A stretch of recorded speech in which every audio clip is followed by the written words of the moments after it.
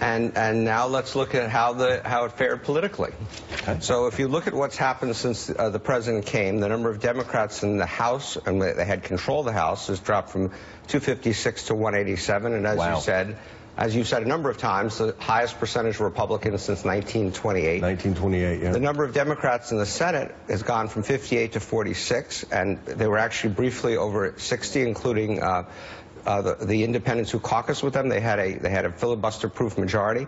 The number of Democratic governors has gone from 29 to 16. Well, you know, that is the most, I think, devastating, because that's going to impact redistricting as we move forward to 2020, which impacts the blue charts. Well, what also, in the House with the redistricting. But to that point, they've lost over 900 seats in state legislators. The percentage of state legislators who are Republican has gone from 44 to 58% over the last 2 years. Which I believe, for me, Mark Halperin, is the most devastating number, because that's just among the grassroots. That's at the base, people you know, people you talk to, people who come knock on your door.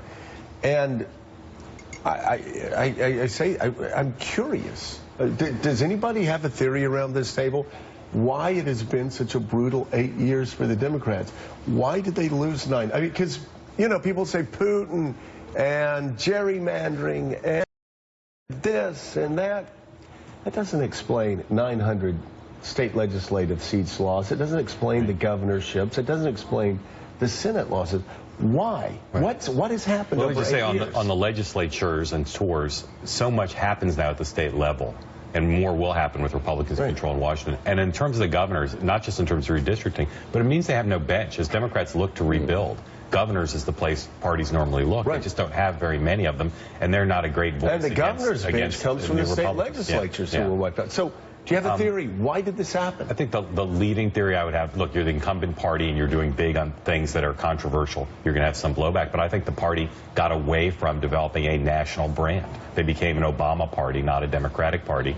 And a lot of their issue positions are popular. They have things to talk about in terms of record, but they don't have a national message or a national operation to recruit candidates and to put the message forward. Elise? I think it's more about the economic numbers in the first presentation, how that didn't necessarily correlate with change in people's lives, in voters' lives, that they felt was real and impactful. And I think that the gain in how much people are earning on average, I think that it's been pretty stagnant since like 2001.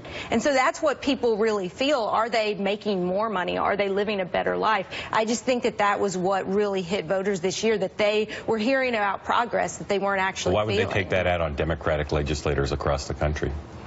I do think, you know, as I said, the overall numbers on earnings are okay, but when you parse it between people in this, you know, the famous Trump white working class voters, it's been pretty tough for them. And so I do think they have taken it out a bit on Democrats. But I also would say this: there is a feeling in the Democratic Party among the activists I talked to that the president did not do as much as he could or should have done to lead the party as well as to lead his White House. Casey. There's also, I mean, on that second slide that Steve showed where you talked about health care and also median income, there are a lot of middle-class voters that feel particularly left behind. There are a lot of low-income voters who really benefited from the health care law. A lot of those 20 million people are getting subsidies from the government to pay for their health insurance. But those stories about premium increases, those are middle-class people who are being forced to buy health insurance under President Obama's law, and they can't afford it because their health care premiums have gone way up, and they're not getting any help from the government. And I think those are a lot of the people who voiced their anger this year. This is a conversation we need to keep having. And again, focusing on, again, all the levels, 900 state legislative seats, and figure out exactly what happened. That really is, that's the challenge for Democrats moving forward. It's everything that everyone here has said. And it comes down to, what about me? The Democratic Party has forgotten about my life. You're more concerned about ideology than you are about my paycheck every Thursday afternoon that hasn't changed in 15 years. All right. By the way, Steve's annual year